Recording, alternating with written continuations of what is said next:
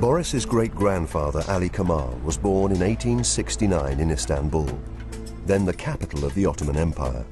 Ruled by powerful sultans, the once mighty empire was now in decline, but it remained a force to be reckoned with. The Istanbul of Ali Kemal's childhood was a vibrant cosmopolitan city. Lots of traditional Turkish geezers doing their thing. Watch out there. Boris still has relatives living in the city. He's on his way to meet his cousin Sinan, a grandson of Ali Kemal. Excuse me. Kirashli Masjid, okay. He's hoping Sinan will be able to tell him about Ali Kemal's early life. Maybe this is the Kirashli Masjid. Sinan, how are you?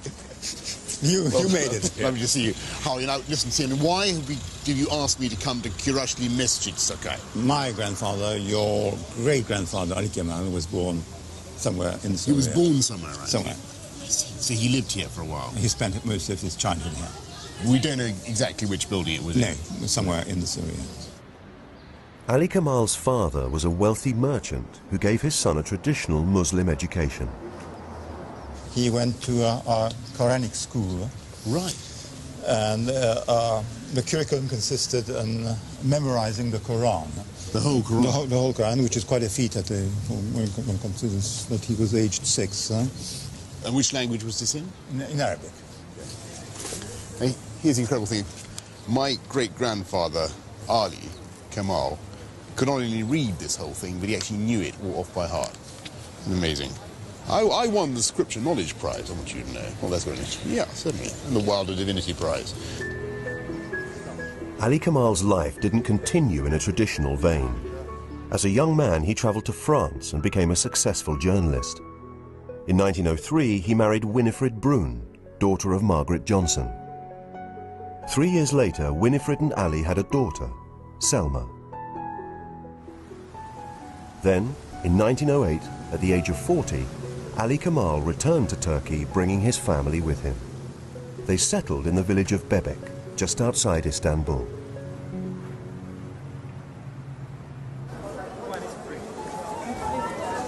Boris knows that on his return to Turkey, Ali Kemal continued his career as a journalist. Ben, how are Very you? nice to meet you. Nice to meet you. We're going to go to the library eventually. He's meeting up with historian Ben Fortner. As a journalist himself, Boris is keen to see some of the newspaper articles his great-grandfather wrote. Ben's taking him to the library where the originals are kept. So, Ben, what is this? You can read this stuff, can you? Yes. This is the original copy of the newspaper that your great-grandfather wrote for. It's called Ikdam. Ikdam. And your great-grandfather, he's the lead columnist. Okay. Let's say. Is that the right term? Okay. And this is starting here, running down 2.5 columns, and there is your great-grandfather's signature. No Ali- kidding, Ali that's his Kemal. byline. That's his byline. Oh, amazing. So that's the prime real estate on the newspaper. And it's political. Yes. Yeah. Okay. It was political, dangerously political. A few weeks after Ali Kemal's return, there was a revolution in Turkey. In the name of liberty, radical nationalists seized power from the autocratic sultan. But soon the revolutionaries began to use repressive tactics of their own, including political murder.